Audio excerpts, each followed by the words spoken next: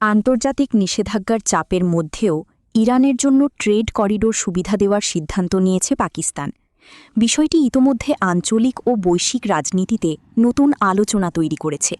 বিশেষ করে যুক্তরাষ্ট্রের দীর্ঘদিনের অবরোধ নীতির প্রেক্ষাপটে এই পদক্ষেপকে অনেকেই গুরুত্বপূর্ণ কৌশলগত পরিবর্তন হিসেবে দেখছেন। পাকিস্তান সরকারের সূত্র জানায়, এই ট্রেড করিডোরের মূল উদ্দেশ্য সীমান্ত বাণিজ্য বৃদ্ধি, জ্বালানি সংকট মোকাবিলা এবং আঞ্চলিক সংযোগ জোরদার করা।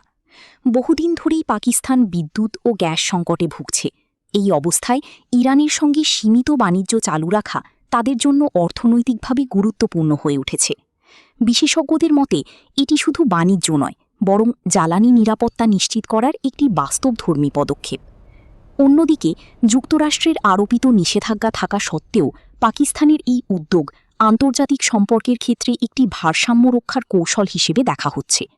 বিশ্লেষকদের মতে পাকিস্তান সরাসরি নিষেধাজ্ঞা অমান্য করছে না, বরং সীমিত ও বিকল্প পদ্ধতিতে বাণিজ্য চালিয়ে যাচ্ছে, যা আন্তর্জাতিক আইনের কিছু সীমার মধ্যে পড়ে।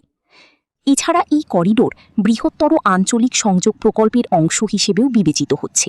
বিশেষ করে চীন পাকিস্তান অর্থনৈতিক করিডোর সিপিইসি এবং মধ্য এশিয়ার সঙ্গে বাণিজ্য সম্প্রসারণে এটি ভবিষ্যতে গুরুত্বপূর্ণ ভূমিকা রাখতে পারে।